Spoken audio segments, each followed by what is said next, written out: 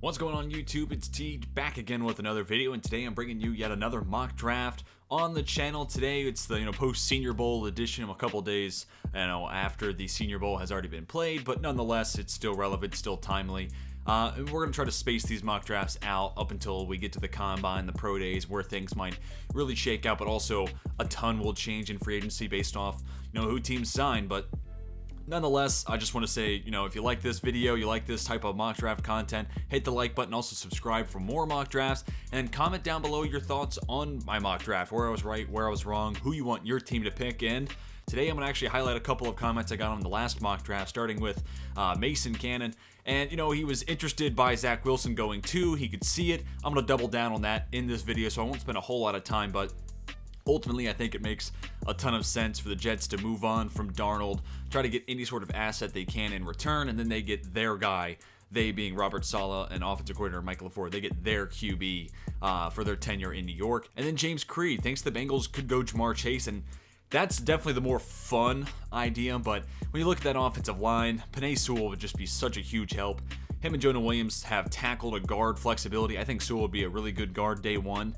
And it allows you, whether it's in free agency or later in the draft, to just go after best player available if you're targeting offensive line. You're not limited to just looking at interior players or just tackles. With Sewell and Williams' flexibility, I think it allows you to just build that offensive line however best you can. But Jamar Chase is a lot of fun to think about with that team. Him and Higgins on the outside, Boyd, one of the best slot receivers in the NFL. I mean, if they go Chase, I wouldn't hate it. It'd definitely be a lot more fun than someone like Penei Sewell, but offensive linemen matter. They're important, and I think Sewell's a stud. But without further ado, we're going to go ahead and jump into the mock draft. I'm going to try to go through this pretty quickly. Don't want to make this video but so long, and one of the picks we won't drone on for too long. The Jacksonville Jaguars are taking Trevor Lawrence. It's been talked about. It's decided. It's going to happen. But here at pick 2, this is where the draft really begins, to take the words of Matt Miller, who just recently left Bleacher Report. But I think Zach Wilson is the pick here. I'm doubling down on it for the Jets. I think they're talking up Sam Darnold to try to trade him. Maybe you take his 4th round value, you bump it up to a late 3rd for a team like the Saints, even though apparently they're trying to bring Jameis Winston back, which I think makes a lot of sense, or maybe the Steelers, or whatever the case may be. Try to get that extra value out of Darnold while you can. But if I'm Robert Saleh and I'm Michael LaFleur, I'd want to go start my tenure in New York with my guy. Wilson's a stud, has the ability to make plays off script, great arm, super accurate as well. I like a lot of things about Zach Wilson. I mean, it says a lot that he is now QB2 in my eyes. So because of that, I think the Jets start over at QB, and Wilson is their franchise guy moving forward. On to the 3rd overall pick, the Miami Dolphins. I'm sticking with Devonta Smith here. There's plenty of good receivers to go with here. Jamar Chase could work, but Chase is primarily going to be your outside receiver, and he wins a lot of plays being physical, just going up and getting the football. A lot of his highlights, you'll see him making catches with a CB around him. Devonta Smith, all of his highlights have no corner anywhere near the picture. It's almost like Devontae Adams-esque, where it's just like he gets such a clean release, you don't even know what the corner's thinking on that play. Smith can play inside, he can play outside, he can win outside the numbers, over the middle of the field. Him and Parker give you a nice 1-2 tandem, and the point of emphasis for the Dolphins in this draft has got to be offense. They had Chan Gailey retire or resign as OC, so you go get a young, innovative mind. You get a playmaker on the outside here in Smith, and then spoiler alert, here at 18, I have him going offensive line. So this is the year you fully invest in the offense, and you see if Tua Tagovailoa is your franchise QB moving forward. You take away any excuses he might have, kind of like what the Broncos did last offseason with Drew Lock. Drew Lock didn't look great. He battled some injuries, but he didn't look good. And now there's a call to question on if he is their franchise QB. And that's the exact same strategy I want to see Miami take here. On to the 4th pick. It's really interesting to see how Justin Fields, in some people's mind, like Daniel Jeremiah from NFL Network, he has Fields at QB4 and instead has Trey Lance at QB3. I'm not quite ready to make the flip. I think Fields is a good fit here and Atlanta. And I think Atlanta, especially if these running backs fall and the board plays out like I'm mocking it to, running back at the top of round 2 makes a ton of sense for this team, and Arthur Smith can try to build a similar offense to what he had in Tennessee. Justin Fields gives you the mobility even more so than what you had in Ryan Tannehill. He's got a big arm. He's got a really nice touch, especially throwing the ball over the middle of the field and deep down the field. I like a lot of what Fields can bring, and plus just from a marketing standpoint, not that that's why you should make a decision in the NFL, but he's an Atlanta homegrown kid, so marketing-wise, that's just a huge W for the Falcons. On to the 5th pick. Jamar Chase would be a lot of fun here, but I'm going to go with the safe route and go Penei Sewell. He's a day one, tackle for you. Maybe he plays guard. Sewell just gives you a ton of flexibility. You can move Jonah Williams over to right tackle and have Sewell at left, and you have your bookends right there. Or you kick Williams inside, you kick Sewell inside to guard, and have the other at tackle. Ultimately, it gives you great chess pieces to build around on that offense, especially the offensive line, which is abysmal. And for the 6th pick, I think this makes way too much sense. There's a ton of needs on this, Eagles team. I mean, all 3 of these spots. Sorry, the highlighting's not working. But all 3 of these spots, linebacker, wide receiver, corner, all huge needs. And I think here you go get a playmaking wide receiver. Whether it's Carson Wentz or it's Jalen Hurts, this offense needs a talented weapon on the outside. And Jamar Chase is my wide receiver 1. Don't forget about his 2019 season. He was unbelievable, and he was the go-to guy in that offense. He's about a year to year and a half younger than Devonta Smith. Not that that's the end-all, be-all, but I just like a lot of what Chase can do. You pair him with Rager. You cut Alshon Jeffrey. I'm pretty sure D-Jax is already a free agent. You move on from Zach Ertz, and ultimately, I would trade Carson Wentz. You shed a ton of salary on the offensive side. You get Chase. You roll out with Hurts and Rager and see what a young offense, also Miles Sanders, see what a young offense can do for you. So I like Chase a lot there. And here's a pick that is going to be changed. The Lions, after trading Matt Stafford, I thought they were just going to get picks for him.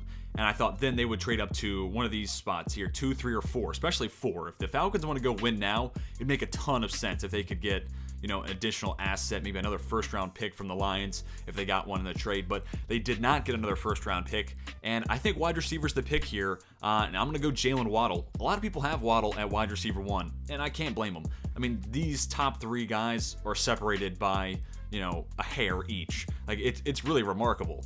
And if I were Brad Holmes and I was running this organization, I would franchise tag Kenny Golladay and then bring in a perfect complement opposite of him in Jalen Waddle, and then just give Goff options and weapons to try to see what he can be.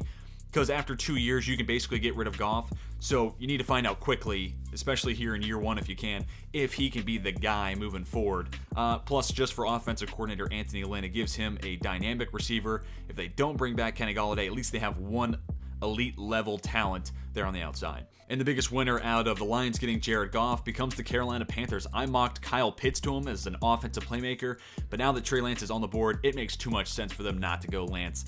Look, he, in a lot of people's minds, is now QB3. He's got a big arm, he's got electric speed, and he can make big-time throws. His knock is that he played at the FCS level only 1 game this past year. He's somebody who definitely would have benefited from having more than just 1 game on his schedule, but there's nothing he can control there.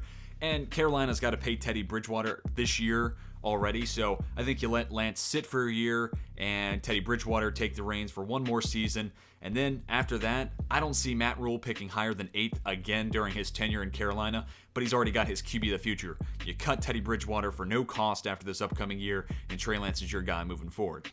Here for the 9th pick, Micah Parsons just makes too much sense. He's so versatile. He can play inside. He can be an edge rusher if this team doesn't bring back Von Miller. I think part of his edge success at Penn State was just because he had limited quantities of pass rush attempts, so he was super efficient. But I think he can play inside. He can play outside. He's really good in the run. Ultimately, for Vic Fangio, I think that's a huge chess piece for his defense, and he's the type of guy that he can build that defense, especially the linebacking core, around. Corner makes sense for the Broncos, and that's where I'm going to go here for the Cowboys. Give them Patrick Surtain. Surtain is just an elite level corner. Maybe has a lower ceiling than Caleb Farley, who's a little bigger and probably a little faster once we get, pro day, 40 times and whatnot. But Surtain is technically sound as it gets. And this is going to be a team that now has to face Jamar Chase twice a year, face Terry McLaurin twice a year. No insane wide receiver for the Giants as of now. That could change. But I think a lockdown corner would go a long way to boosting up that defense. Edge makes sense here. Of course, offensive tackle could be in play here, but I think maybe that's a round 2 thing. Also, you just hope Tyron Smith, Lyle Collins are just healthy. I mean, that's a good place to start. If you get Surtain, you have Diggs opposite of him, and then let's say you don't bring back Chidobe Awuzie. You just play Anthony Brown or Jordan Lewis and the nickel, and I think they're good enough in that spot, or maybe even get somebody else in free agency to play that nickel role. But I think Patrick Surtain gives this team an elite number 1 corner. On to pick number 11. This has been the toughest pick for me to make here. The Giants at 11. I'd love to give him Jalen Waddle, but with him off the board, obviously I can't do that. Kwity Paye is a 4-3 D end, and the Giants run a 3-4, so because of that, they need edge bad, and I'm going to give him Joseph Osai. And this is probably a little early for him, and I won't deny it, but look at his tape from Texas. The dude gives you what you want to see from a 3-4 end. I know he's coming from the Big 12, not a conference known for its defense, but the traits are there. And this is a draft class that's really interesting to look at the edge guys. You have a handful of guys who don't have those elite level traits, but have production, and then the other group of guys are all traits, not as much production. And I think Osai has a good mix of both. He's more traits, probably, of those two groups. But ultimately, it's a need, so you don't mind a little bit of a reach here if you're a Giants fan. On to pick number 12. I'm sticking with Caleb Farley for the San Francisco 49ers. They need corner bad. Sherman's not coming back unless it's for super cheap. Actually, I think he might sign with the Jets, get a good reunion with Robert Saleh. That's a team that needs a corner, and that'll weigh into my decision at 23 for New York. But I think Farley makes too much sense, and it's just simply put, if there's no QB available, they go get a corner. And for 13, I have the Los Angeles Chargers going with the second best offensive tackle, Rashawn Slater. And Slater's also a good fit because their two biggest needs, according to the Draft Network at least, offensive tackle and interior offensive line. And Slater, you know, if he doesn't play tackle, he can play inside. He gives you that flexibility to fix a need, whether it's outside or inside on the offensive line.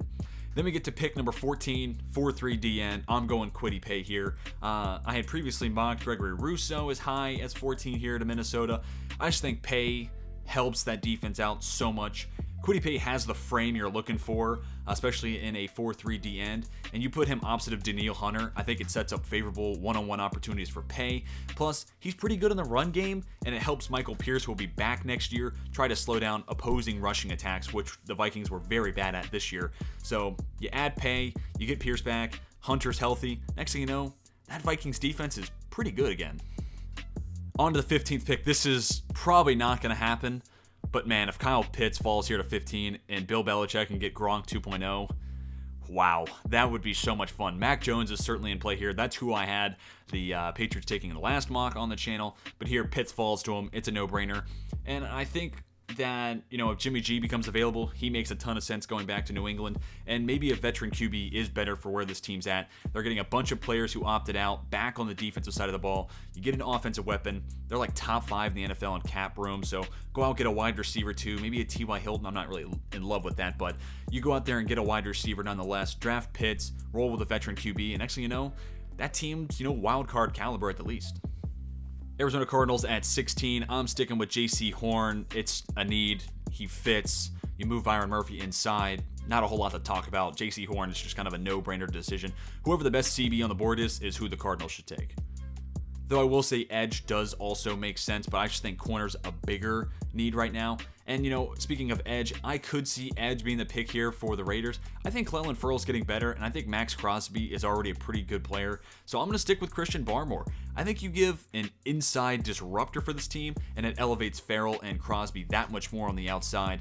And, you know, maybe it doesn't work out and you go edge down the line, but I think Barmore, but ultimately I think Barmore helps Ferrell and Crosby so much that team goes from a very bad pass rushing defense to, you know, at least league average. And Barmore's a stud. And you watch the college football playoff and tell me that man is not all over the field as an interior defensive lineman. It's kind of ridiculous. Here at 18, as promised, I have the Miami Dolphins taking a offensive lineman. Christian Darrisaw is my offensive tackle number 3. And I think you play him at right tackle, which would be Tua's blind side. You move Robert Hunt back inside to guard. You have him be a mauler in the run game. It helps boost the rushing attack. I could say Najee Harris here. Apparently there was a lot of interest in him at the Senior Bowl from the Miami Dolphins. And I wouldn't be shocked, but I think you go Darrisaw, and then you went Smith earlier. You're just going all in on Tua's development. Get a good OC, and you see where that offense can go. You already have a good defense too, so I thought about linebacker, but the defense is already good. You need to focus on the offense here. Washington here at 19. This could go a number of different directions. If they don't get a QB in free agency, I think Mac Jones is definitely an option. They also need wide receiver, and that's a big-time need. Charles Sims came on as of late. He's 6'5". He's that big body receiver that team desperately needs. You also have Antonio Gandy-Golden, who you drafted from Liberty last year. Of course, you have a stud in Terry McLaurin. It's more about finding someone else for that offense. And because of that, I'm going to give this team Kadarius Toney. He worked a lot out of the slot, and I mean, that's kind of what you read about in this profile here from the Draft Network. If you have him in the slot, Charles Sims, not Steven Sims, he's a bum, he should be cut. But Charles Sims and Terry McLaurin on the outside, and then Toney on the inside, I think that opens up that offense a ton. They do need offensive tackle here, so that would be my honorable mention with this pick. But I could see Washington, they missed out on Matt Stafford. Maybe they up the price and go ahead and go all in and try to get Deshaun Watson, or maybe it's a reunion between Ron Rivera and Cam Newton, or maybe they see what Ryan Fitzpatrick has to offer. But I think they end up going veteran QB. Watson would be great, but I think it's one of those other guys. But you get a playmaker on the outside, help out the load for McLaurin and Sims, and ultimately that helps out this offense a ton.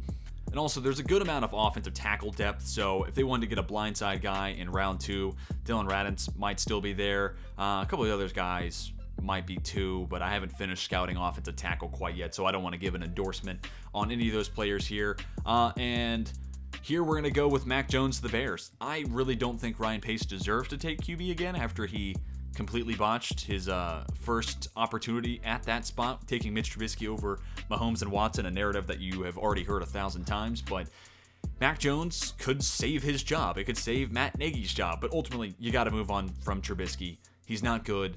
Worst thing comes to worst, Mac Jones is as good. I can't see Mac Jones being any worse than what Trubisky was for that team. He didn't have a great Senior Bowl or the week of practice before. He's battling some injuries, but I know the scheme helped him out at Alabama a lot, but he also made throws. Like, you can have a great scheme, but if you can't make throws, what good does it do you? And Mac Jones ultimately made those big-time throws, and you're not going to win a national championship with a so-so QB and everything else great, especially in college football, when a team like Clemson is pretty much as good and has that elite QB. So there's something to be said for Mac Jones and his season this last year at Alabama. And moving on to the Colts, I think they do get a veteran QB, though if Jones falls and they don't, obviously that makes a ton of sense. But I'm going to go with an offensive tackle, I'm going to go offensive tackle, though, and get the Anthony Costanzo replacement, Samuel Cosmi. I mean, this tackle class is insane. I think I have 6 or 7 tackles going in the first round. It's ridiculous. It's so good. And there's still players moving on to the second round, like Leatherwood might be there. Radunz, I've already talked about, is probably going to be there. It's ridiculous. It's insane how good this tackle class is. And that's also ignoring Elijah Vera Tucker, who a lot of people think will be better at guard, but he plays tackle right now for USC. Like, that's the deepest position in this class, that and wide receiver, no doubt about it. But here I think Cosby fits what this team needs on offense, and whoever that QB that they bring in now has a left tackle to protect him. Titans at 22, you just go best edge. And there's actually a couple of different ways they could go here, especially with these 2 Miami guys. Jalen Phillips, I think, can translate to a 3-4 or 4-3, which is a plus. But I think Mike Vrabel goes upside. Look, he had a great career as a player, and Gregory Rousseau has the traits you want in an edge rusher. He can also kick inside. He's got a huge frame at 6'5", 260. He's pretty good against the run, and if you've watched any film on him, he actually might even be better lined up over the center, which makes sense. That's typically, the center and the guards, weaker pass blocking components of the offensive line, but I think he can do it across the offensive line. And if Rousseau hits his potential, you have him and Jeffrey Simmons. Next thing you know, that pass rush for Tennessee is way better, at least compared to what we saw last year. Now on to the Jets at 23. I think they address corner and free agency. Couple that with, at this point in the draft, a lot of these guys, these 3 I still have first round grades on, Samuel, Stokes, and Robinson, but they're probably later first. Granted, we're at pick number 23, we're getting there, but here I think there's better value with Rashad Bateman. You get rid of Brashad Perriman on his contract, and you have Bateman, you have Mims as your vertical threat. You still have Jamison Crowder, who's pretty good, honestly, especially in the slot. And next thing you know, you have some good weapons for Zach Wilson to work with. Then for the Steelers at 24, this is my favorite team. Last time round, I had them taking Najee Harris. Ultimately, I think the best bet is to go tackle. Maybe you roll out with Benny Snell and Anthony McFarland, who both had some productive moments last year. And ultimately, if you improve the offensive line, it'll help the run game. There's a few different ways you could go here. Jalen Mayfield is a mauler in the run game in specific. I actually thought about Chicago taking him at 20, then you cut Bobby Massey from right tackle, and Mayfield just becomes your day one right tackle, runs over everybody, especially with David Montgomery behind him. Tevin Jenkins is somebody who's getting a lot of praise. A lot of people have, linked him with the Steelers. I think he's more of a developmental guy, and I think he needs a year or two to be ready. Alex Leatherwood, again, just a force in the run game. Ultimately, though, I think Liam Eichenberg is the most day one ready. I've seen him the most because I'm a Notre Dame fan. So maybe it's biased, but I think Eichenberg's just most prepared to be a starter day one, which the Steelers need. Also, I think he's the best pass blocker out of these 4 options. Moving on to the Jacksonville Jaguars, I have Jalen Mayfield coming off the board here. Mayfield, I'm saying he's a mauler in the run game. He can also be a good pass blocking tackle. He was the youngest of the bunch coming off of his redshirt sophomore season, so he also has a little bit more to progress than players like Liam Eichenberg, who's coming off of a senior year. But I think Mayfield fills a big need. They're about to lose Cam Robinson, so Mayfield definitely makes a ton of sense, and you help protect Trevor Lawrence, who you took at number 1 overall. Cleveland Browns at 26. I'm going to give them edge. Jalen Phillips. This would be such a scary thing to see in real life. Phillips opposite of Myles Garrett. Though, I mean, maybe this team gets aggressive and they go trade for J.J. Watt if he becomes available. They have the cap room, maybe. Not saying it's impossible. Not saying it's likely either, but if they don't have that happen, Jalen Phillips makes a ton of sense. They could use help in the secondary at safety, but I think Phillips gives them a lot of versatility, gives them what they're looking for, opposite of Garrett, as mentioned. And edge is also a need here for Baltimore. They're probably going to lose Matthew Judon. Yannick Ngakoue is also a free agent, but maybe they can bring back one of those two. Ultimately, when I watched the playoff game against the Bills, that divisional round game, that got behind the chains, and they had nobody who could get open on 3rd and 8. And I think they need to address wide receiver. That was the game that changed my mind. I was going edge up until that game. Terrence Marshall's really smooth to watch on tape. He's really fun to watch on tape for that point. And I think Marshall gives you that bigger body, good complement to Hollywood Brown. He can win inside the numbers, and then Hollywood Brown can be your deep vertical option, and ultimately it just tries to diversify that offense a little bit more. Then we get the Saints at 28. If Mac Jones falls here, obviously that's in play. But like I said earlier in the video, apparently they want to bring back Jameis Winston, which to me might be their best option as of right now, barring, they somehow got Deshaun Watson, which I don't see is very likely. I don't see Jeremiah Owusu-Koramoah falling this far, but I just had a hard time mocking him, and here he'd be too good of a value for the Saints to pass up, so he's my pick at 28. We move on to 29, and I'm sticking with Asante Samuel Jr. They can have him and Jair Alexander be man-press corners opposite each other. Watch out. That is nasty. And then you got to move on from Kevin King. That play in the NFC Championship game alone might have ruined his reputation as an NFL cornerback. And he already wasn't anything that special. So you go Asante Samuel Jr. They could go wide receiver, try to get Aaron Rodgers some weapons. He's pretty unhappy, it seems, right now. It looks like he's going to be back. I'm not buying in any trades or any rumors around a trade for Aaron Rodgers, but getting a receiver would probably make him happy. But ultimately, I think if he's on the board somehow, Rondale Moore would be a perfect complement. But you could even go someone like Amon-Ra St. Brown, Elijah Moore, Tylan Wallace is interesting too. There's plenty of other players I think they'll try to address in day 2, whether it's the 2nd or the 3rd round at that wide receiver spot. But the Buffalo Bills at pick number 30, I'm pretty sure I gave them Zaven Collins last time, and that's my pick again. It blows my mind he won the Bronco Nagurski Award, best defensive player in college football at Tulsa. I think I said it last video. That's like a award reserved for the SEC, maybe like the Big Ten.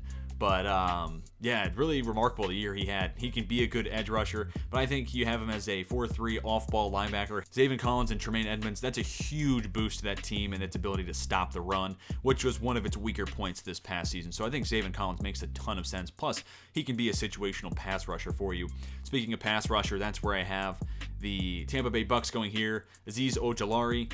Man, this dude is a freak athlete, and he brings so much upside, and he fits that 3-4 defense. It'll be hard to hold on to JPP and Shaq Barrett. I would prioritize Barrett, but their leader in sacks last year was Devin White, so it's a huge plus when your inside linebacker is that good at getting to the QB, but it's still a position you want to address. Maybe you go IDL and you get someone like Davion Nixon to be a disruptor and pass rusher up the middle. Vita Vea as your run stopper. That's totally in play here. So if not Ojulari, I could see someone like Nixon here for the Bucks. And the final pick of the first round, I'm sticking with Elijah Vera Tucker here. They do need wide receiver. They could use Nick Bolton at linebacker, but Elijah Vera Tucker can be a day one starter at guard. Maybe Eric Fisher isn't the same after his Achilles injury, so he can play left tackle. Mitchell Schwartz was banged up a few times this year at right tackle. Vera Tucker can fill in there. Ultimately, his versatility across the starting offensive line is just so huge for that team, and you're not going to have a whole lot of players like that become available to you, so I think Vera Tucker makes a ton of sense there. Well, that's going to do it for the video, everybody. I hope you all enjoyed. Hit the like button if you did, and subscribe if you're new to the channel and want more mock drafts or football content in general. We have plenty of that up on the channel already and plenty more on its way. Comment down below what you think I got right, where I was wrong. Am I crazy? Am I on the money with some of these picks? And also, if you comment, you might be featured in the next mock draft I do, so an extra incentive there. But that's all for today, and until next time, my name's Tej, and I'm signing off.